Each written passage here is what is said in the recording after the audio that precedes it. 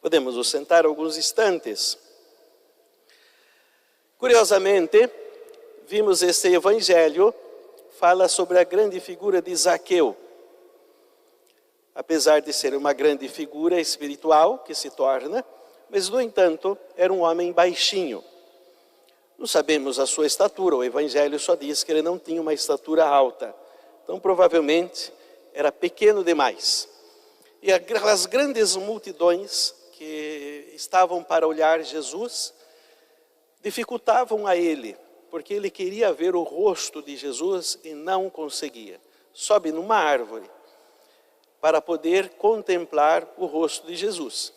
E de repente, quando Jesus chega no lugar, ele chama, olha para cima, para a árvore e diz: Zaqueu, desce depressa, pois vou hospedar-me na tua casa. E Zaqueu o recebe com muita alegria. O evangelho também narra uma curiosidade, que ele era chefe dos cobradores de impostos e era muito rico. O que quer dizer isso? Os cobradores de impostos, geralmente, eram homens corruptos.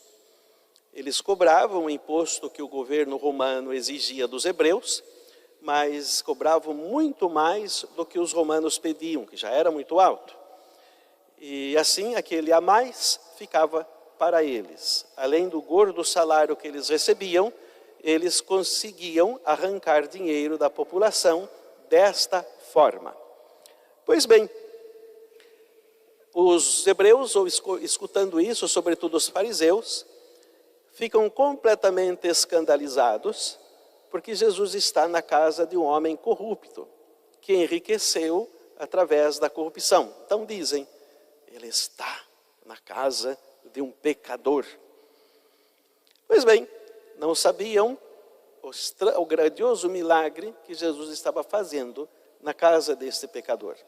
Ali, quando Zaqueu recebe Jesus, e na sua frente ele diz isto: Senhor, eu vou dar a metade dos meus bens aos pobres. Isso é extraordinário. Imaginemos uma pessoa muito rica que tem essa coragem de dar a metade dos bens de sua riqueza aos pobres. E se defraudei alguém, eu vou pagar 4 vezes mais. Que coisa incrível. Então aquelas pessoas de fato que ele roubou, ele ia devolver 4 vezes mais. O senso de justiça, que deve repor aquilo que roubou do outro, e também com juros. Ele teve essa consciência, vou devolver com juros aquilo que peguei do outro.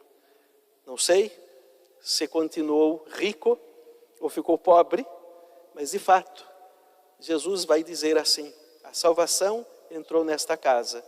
E conclui: o Filho do Homem veio para aqueles que estão mais frágeis, especialmente para os pecadores. Esta é a leitura da dedicação do templo. A dedicação do templo é um acontecimento muito especial para a comunidade em que o templo é dedicado. Como a nossa igreja principal, na prática é a nossa catedral, é a igreja do bispo, então é a igreja para toda a nossa administração, uma igreja de suma importância. É o centro de todas as igrejas da administração. Aqui como a matriz nossa, a nossa paróquia, como matriz, é o centro de todas as comunidades que existem nesta paróquia. Assim também a administração apostólica tem como centro de todas as paróquias a igreja principal. E como nas dioceses, a catedral é também a igreja principal. E é costume cristão celebrar com muita festividade a dedicação desta igreja.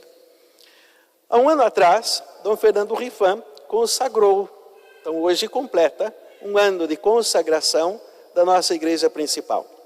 O que significa esta consagração? Através do rito da consagração de uma igreja, o bispo transforma aquele edifício de forma definitiva, de uso exclusivo e pertencente a Deus. Consagra a Deus. Isso pode ser feito em todas as igrejas de certo modo, mas normalmente se faz para as igrejas mais importantes. E assim, no rito da consagração, se usa o óleo do crisma para consagrar o altar de forma definitiva e colocar a famosa pedra de Ara. E no altar também, uma vez consagrado, se acende as velas.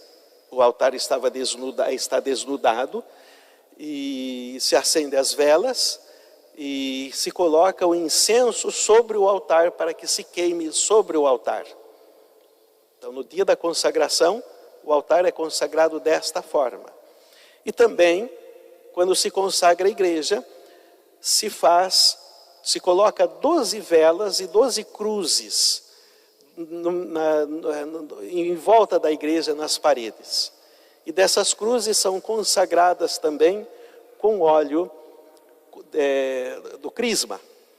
Mas por que é feito com o óleo do crisma a consagração? O óleo do crisma não seria usado só para nós? Não é para o sacramento do crisma? É usado de forma especial, sim, no sacramento do crisma. Mas esse óleo se usa para consagrar as coisas para Deus. E assim, as paredes da igreja são consagradas, assim como o altar. As paredes da igreja também são consagradas para uso definitivo e exclusivo do culto divino. É muito importante ter esta consciência da consagração, como que a igreja pertence, o templo pertence somente para o culto divino. E não se deve utilizar a igreja para nenhuma outra utilidade a não ser para o culto divino. É absurdo pensar, por exemplo, em fazer um baile, uma festa ou um concerto dentro de uma igreja. A igreja, especialmente a consagrada, é exclusiva para o culto divino. Então é muito importante o dia da consagração, porque é o dia em que o bispo transforma de forma definitiva aquele edifício para o culto de Deus e entrega para o uso completo da liturgia, da devoção para o culto divino. Pois bem, no dia da consagração de uma igreja, nós devemos recordar também que nós somos o templo do Senhor. Todos nós também somos igrejas. Somos mini-igrejas. Cada um de nós somos um templo. Isso se reflete, se realiza no dia do nosso batismo. Assim como uma igreja é consagrada a Deus para o seu culto, todos nós fomos consagrados a Deus através do nosso batismo. Isso é muito importante para refletir. Todos nós somos igreja. Quando se fala que a igreja é todos nós, é nesse sentido também que devemos compreender. Nós entendemos o templo, mas cada um de nós também somos um templo especial da Santíssima Trindade.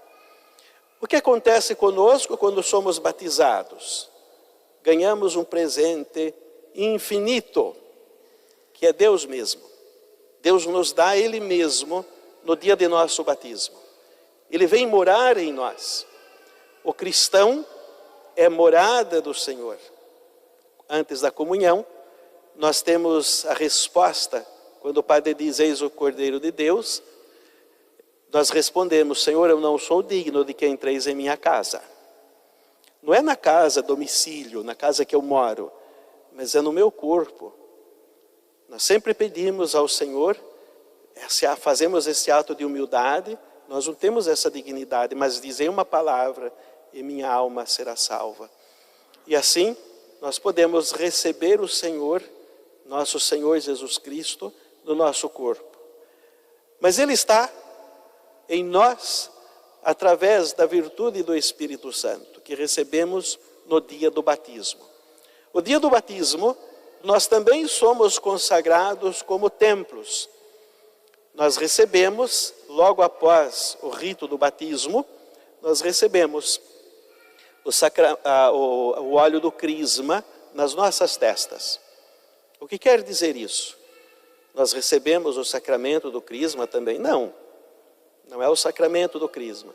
mas somos consagrados com o óleo do crisma como templos de Deus. E há alguma coisa muito importante para se compreender o que se realizou em nós neste dia especial. Nós ganhamos de presente Deus mesmo. E Deus mesmo quer ficar em nós, quer habitar dentro de nós. Nós somos a habitação de Deus. E como habitação de Deus, precisamos ter muitas reflexões a respeito daquilo que somos e como vivemos. Especialmente, quando olhamos numa igreja, vemos um altar e vemos que o altar está coberto, está enfeitado. O altar não está nu. É importante também compreender neste sentido de honrar a Deus no nosso corpo, também de ornamentar o nosso corpo com as roupas adequadas, com vestes adequadas. Por isso o pudor cristão, sempre nós devemos recordar desse aspecto. Por que nós nos vestimos de forma adequada? Alguns querem sempre insistir, mas isso é bobagem, isso é do coração de cada um, vai do coração. Não, como cristão, nós pensamos diferente. Nós nos vestimos conforme um templo de Deus. Nós refletimos o que o nosso corpo é, templo verdadeiro de Deus. Por isso, com amor e com respeito, nos vestimos de forma decente para ornamentar este corpo, que somos nós, o nosso corpo, mas que de fato é um templo do Espírito Santo. E o grande cuidado que devemos ter com esse templo, cuidado com o zelo. Se nós entramos em uma igreja, qualquer igreja que seja, e vemos que existe uma ausência de zelo nesta igreja, nós ficamos escandalizados. Se a igreja está suja, cheia de teia de aranha, o altar está descoberto, e tudo sujo, o sacrário sujo, o que entra no nosso coração quando temos uma visão dessa? Ficamos assustados, e a primeira coisa que pensamos, isto é indigno de Deus. O sacrário não pode estar sujo, o sacrário não pode estar descoberto desta forma. É uma coisa indigna de estar nosso Senhor numa habitação desta. E todos nós devemos recordar também que somos igreja. E agora é importante olhar para o nosso interior e compreender como nós estamos cuidando deste templo de Deus, através da nossa vivência cristã, a vivência das virtudes, os bons hábitos. Como está o nosso interior? O nosso interior é digno da presença de nosso Senhor ou não? Então é algo que sempre devemos refletir. Como está a nossa alma? Como está o nosso estilo de vida? O que devemos fazer? Limpar-nos. Limpar este templo. E como é que limpamos o templo de Deus que somos nós? Através do confessionário. Por isso, o nosso costume de cristão de confessar com frequência. Assim como nós precisamos ornamentar, limpar, muitas vezes reformar a igreja, também nós precisamos nos limpar no nosso interior através das confissões, confessando os nossos pecados, tirando as nossas sujeiras, mesmo aquelas poeirinhas que parece que não são tão fortes, mas de fato são pecados também que devemos nos confessar, que são os pecados veniais. Muitas vezes precisamos fazer uma limpeza forte, porque a nossa estrutura interior é mais ou menos como teia de aranhas, como bichos lá dentro, escorpiões e morcegos, passarinhos e tudo aquilo que mais suja uma igreja. Precisamos fazer uma limpeza total, que são os pecados mortais, que vão destruindo em nós esta graça que recebemos no dia do batismo. Não acreditemos que Deus vai querer habitar numa alma que está completamente dedicada a si própria, ou praticamente ao inferno. Mas se uma pessoa já escolheu o caminho do mal, não vamos acreditar que Deus vai estar nesta pessoa. Por isso a importância do confessionário com frequência, para podermos deixar a nossa habitação de Deus de forma digna para Ele, bela, limpa. Muitas vezes também precisamos fazer algumas reformas na igreja, algumas adaptações, porque exigem muitas vezes o templo certas adaptações na sua estrutura e também muitas reformas, porque vai envelhecendo e precisa ser reformado, restaurado, assim por diante. Assim também somos todos nós. Muitas vezes ainda teimamos em alguns vícios, em alguns pecados, em algumas más inclinações, que precisamos sempre uma reforma, uma reestruturação. Nunca conseguiremos fazer uma reestruturação interior sem o sacramento da confissão. E uma vez que nós somos zelosos pelo nosso interior, por esse templo santo que está em nós, assim Deus estará de fato numa habitação digna, que Ele possa habitar e reinar no nosso coração. Muitas vezes nós ficamos escandalizados de ver certas igrejas, tanto feia pelas suas estruturas, tanto pelo mau zelo, ou quando se acontece coisas profanas nessa igreja. Como, por exemplo, alguns países europeus que usam as igrejas antiquíssimas, aquelas antigas catedrais, ou igrejas paroquiais que foram grandiosas igrejas paroquiais, como uso profano, como hotéis, ou como restaurante, ou como qualquer coisa indigna para o uso de uma igreja. É claro que nós ficamos escandalizados ao ver um templo de Deus sendo usado desta maneira. Ou quando vemos, por exemplo, esses grupos meus malucos fazendo algazarras dentro da igreja. Nós sempre ficamos escandalizados com essas coisas. Devemos olhar e nos escandalizar para o nosso coração, dentro da maneira em que nós estamos vivendo. Nós muitas vezes nos escandalizamos com o templo externo, mas não nos escandalizamos com o templo interno que somos todos nós. E sobretudo as nossas atitudes de vida, onde nós entramos, aonde nós andamos, o que falamos e o que fazemos. Lembremos, como templos de Deus, esse templo não deve ser usado de forma profana. Nós não devemos nos usar de forma profana, porque pertencemos ao Senhor, somos templos dele, somos dedicados para o seu sacrifício, para o seu amor, somos um verdadeiro culto a Deus. Olhemos para a figura de Nossa Senhora, que é a perfeição de todos os templos criados por Deus. Em Nossa Senhora se realiza a perfeição cristã. Ela é o maior de todos os templos, o mais belo, o mais perfeito. Olhemos para o coração de Nossa Senhora, para que a Nossa Senhora possa refletir esse mistério que ela é, para que também nós alcancemos a nossa vocação do templo que devemos ser. Que Nossa Senhora sempre seja o nosso modelo perfeito de templo cristão. Que ela nos ajude por sua intercessão a amar o nome do Senhor e a viver, de fato, como templos da Santíssima Trindade. Em nome do Pai, e do Filho, e do Espírito Santo. Amém.